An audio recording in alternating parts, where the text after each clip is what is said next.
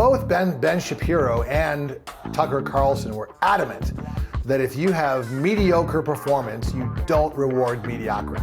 And the people at the top, i.e. Ronna McDaniel, in charge of the National Party, Kevin McCarthy, in charge of the Republicans in Congress, they were entrusted with hundreds of millions of dollars. And in many people's eyes, and again, people like Ben Shapiro, Tucker Carlson, some of the most well thought of conservative pundits, they blew it. They squandered trust. They did a terrible job, and they shouldn't keep their jobs. What say you? I would blame Rick Scott more than anything as far as Rick Scott on the Senate side, but it's the same thing. So yes. The three of them, Ronna McDowell, Kevin McCarthy, Rick Scott, they were all endowed with hundreds of millions of dollars. They didn't perform. The top conservative pundits say they should go. Do you agree? Well, I am not a party senior, so I can't dismiss someone. Well, I'm just asking your opinion. I'm not asking you to make any calls. Yeah, no, I mean, I think it's interesting. I hadn't really thought about it because the truth of the matter is that it's not going to happen. Kevin McCarthy is not going anywhere. He will be the Speaker of the House. He's been working for 7 years to do that. So we can talk about whether he should be or not be. And there are conservatives who you will probably find very distasteful who would agree with you, who would say, we want Kevin McCarthy out. But, you know, that's who would the alternatives be? Who would be the person that you would find palatable in the House? Well, the problem is, if you're looking at someone like Jim Jordan, then no, I would not want someone who would do that.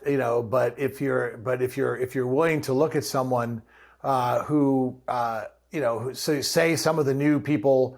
Or some of the people who come from moderate states who've had to win in swing districts, I think those type of people would be far more effective. I just think, let's remember about Kevin McCarthy. Okay, he was thought of as too stupid for the job before. They had to talk Paul Ryan into doing it. After Kevin McCarthy made speeches where he said, "Oh, I have a Rolodex watch, and my favorite country in Europe is Hungary." As I've told you, he's spineless. He's immoral, but he's just not very bright, and he's not very articulate, and he's no Paul Ryan, and so he's somebody that I don't think is going to be able to do a very good job, and he proved it once and again. So I think the Republican parties, at least, even though she's sold out, at least Stefanik is smart. She sold her soul to the devil, but she's smart. She'd be a much better person to do it, because she's far more capable. Well, I like and Steve Scalise. Again, I don't agree with him. He sold his soul, but again, much smarter. I think he would do a much better job. And again, I'm saying this not as someone who supports him, but putting myself in the shoes of the Tucker Carlsons and the Ben Shapiros, who rightly are outraged at this very poor showing. Well, I agree. The Republicans really have to do soul searching, because you're right. It was just a disappointing night. They did so well in the House, though, in 2020 again, that tempered it to some degree. But I think that the Kevin McCarthy thing, just responding to what you said, the first time Politico actually had an interesting talk about why he didn't do it 7 years ago. And it wasn't what you said. They said it was because he had refused to give in to some demands from people on his right flank. And so he said, I'd rather not have my hands tied than take the speakership. And so he chose not to. That's what Politico is reporting. And Politico is definitely not a right-wing place. So I don't know. And yeah, I think that there is a sense that a lot of people are angry and frustrated about what happened. But I think part of it, too, is that they did let the media distract the narrative and pull it away to being, when people say candidate quality, when that translates to me as in, I want to focus on personality instead of substance. So for example, you are so forgiving of Fetterman's illness, but somehow you are not forgiving of Herschel Walker's mental illness. And I think it's a double standard. No, Carrie, on our last show, I said he should prove to Pennsylvanians that he is mentally capable of doing the job. I told you that.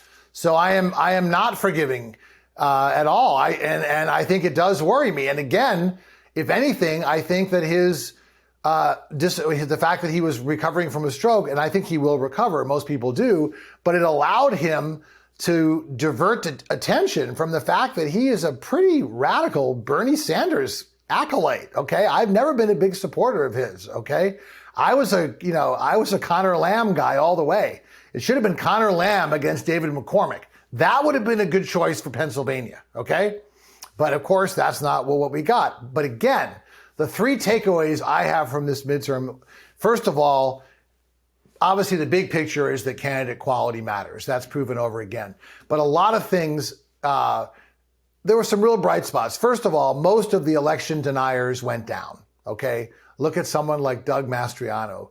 Look at that. I mean, it was supposed to be a close race in New Hampshire, right? Maggie Hassan, last time she won by fewer than 1,000 votes. She won by 11 points this time against some guy who said, oh, the election didn't happen. And then once he gets the nomination, well, I thought about it.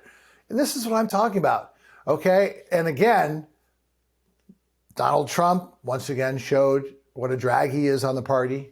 And also, I think what's really nice is that, people really did pay attention to not just candidate quality, but a lot of the issues. And I think, again, on the GOP side, good candidates won. Look at Greg Abbott had a great night. Obviously, Brian Kemp had a great night, right? So there are a lot of, if you nominate good candidates, they're going to win. If you nominate bad candidates, they're most likely going to lose. This is not complicated, and I must admit, it's something that just doesn't seem to be penetrating to the Republican Party. And I think a large part of that is Trump. Well, I agree that looking at the past is not the way to do it. So I think election denialism is not the way to do it either. Well, that's looking at the past. It's like constantly re-litigating past elections is not a winning message. So I think that was a clear takeaway for sure.